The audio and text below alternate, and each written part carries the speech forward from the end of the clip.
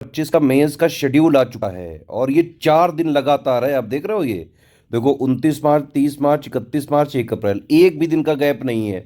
Daily 3 3 घंटे आपको लिखना है, सुबह वाली शिफ्ट में और शाम वाली शिफ्ट में।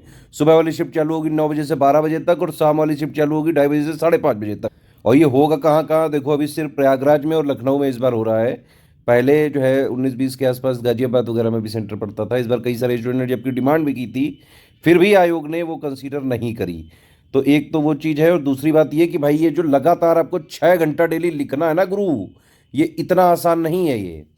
अगर आपने आंसर राइटिंग प्रैक्टिस लगातार नहीं करी, आपने मेंस का जो 1500 नंबर का है टोटल, भाई ये नॉलेज टेस्ट है, ये यही मेन टेस्ट है, इसी के बेसिस पे पोस्ट मिलनी है, समझ लो। भाई 100 नंबर का इंटरव्यू होगा, उसमें एवरेज भी अगर इंटरव्यू जाता है 60 के आसपास नंबर आ जाते हैं। मेन जो गेम चेंजर है वो 1500 नंबर का है, जिसमें 1200 नंबर की जीएस आनी है, 150 नंबर का एसे आना है, 150 नंबर का हिंदी आना है। अगर आपको मेंस का कट ऑफ क्लियर करना है तो आप ये समझ लीजिए कि आपके हिंदी वाले में कम से कम 100 से 110 नंबर आने ही चाहिए, 100+ किसी भी कीमत पे आने ही आने चाहिए, चाहे इंग्लिश मीडियम हो चाहे हिंदी मीडियम हो। ये बिल्कुल आप पॉसिबल है, ये आप 100+ ला सकते हैं। स्टडी फॉर सिविल सर्विसेज का हिंदी वाला राइटिंग वाला ग्रुप ज्वाइन करें, हिंदी का जो है मटेरियल देखें, जितने डाउट पूछने उतने डाउट पूछें, जब तक डाउट पूछने तब तक पूछें। पीवाईक्यू एनालिसिस करें, टेस्ट सीरीज लगा के पूरा चेक करवाएं आरएमएम से, एक एक लाइन का फीडबैक लें और पूरा गाइडेंस लें। अगर ये करके बहुत सारे टॉपर्स 100+ ला चुके हैं। बाकी दूसरा भाई ऐसे वाला है, ऐसे में भी आपको किसी भी कीमत पे 90+ नंबर लाने ही पड़ेंगे बेटा। 9 टाइप के ऐसे आते हैं, 3 सेक्शन होते हैं इसमें, हर सेक्शन में 3 3 होते हैं, जिसमें से एक एक चूज करके लिखना होता है।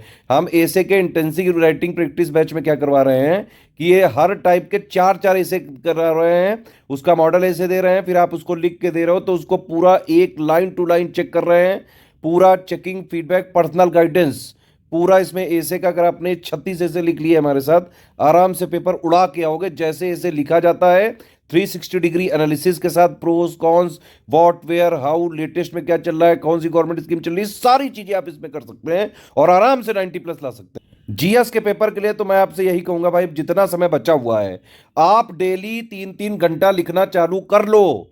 सुबह 9 से 12 और 12:30, सॉरी 2:30 से 5:30। अगर आप ये नहीं कर रहे हो तो नहीं हो पाएगा। इसके लिए सिंपली आप क्या करें, हमारा फुल लेंथ टेस्ट सीरीज और सेक्शन वाइज टेस्ट सीरीज का मेंस का GS1 से लेकर 6 तक का कंप्लीट ग्रुप चल रहा है। उसमें आपको मॉडल आंसर भी मिलेगा और जो है पूरे सिलेबस का कवरेज, पूरे सिलेबस के मोस्ट इंपॉर्टेंट जो क्वेश्चंस बन सकते हैं करंट अफेयर को मिला के। तो 107 पॉइंट का जीएस का सिलेबस है 1 से लेकर 6 तक का।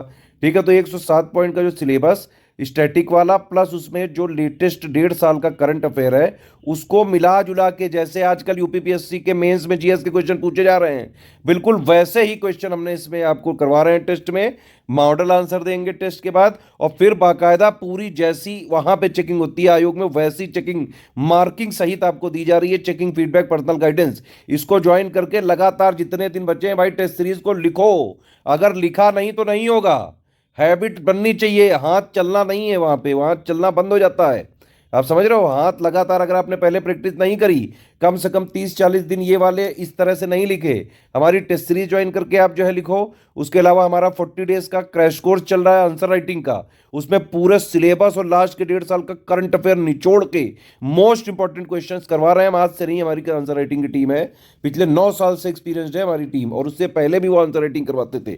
तो आंसर राइटिंग का 40 डेज का क्रैश कोर्स चल रहा है, आप उसको ज्वाइन करके टेस्ट सीरीज वाला लेके लिखो, जितना हो सकता है प्रैक्टिस करो।